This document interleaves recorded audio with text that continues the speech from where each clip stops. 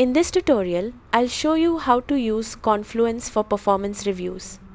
By the end of this video, you'll know how to organize your goals, track your achievements, and prepare a professional review without rushing at the last minute. Start by creating a new page in Confluence using a performance review template, or create your own if your company has a custom review process. Give your page a clear title, such as 2026 Performance Review, so it's easy to find later. Next, create a section for your goals. List your objectives, deadlines, and expected outcomes. Then share the page with your manager if you'd like to track progress together throughout the review period. As you complete projects during the year, update the page regularly.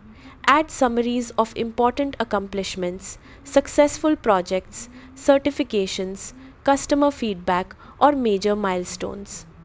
Rather than simply listing tasks, include measurable results whenever possible, such as improved efficiency, increased sales, or reduced turnaround time. You can also use comments to collect feedback from teammates or managers while projects are still active. This creates a record of your contributions and makes your final review much easier to complete. Before your review meeting, add a self-assessment section. Summarize what you achieved, the challenges you overcame, the skills you developed, and the goals you want to focus on next.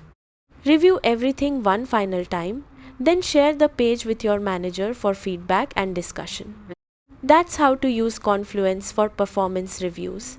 Thanks for watching, and I'll see you in the next tutorial.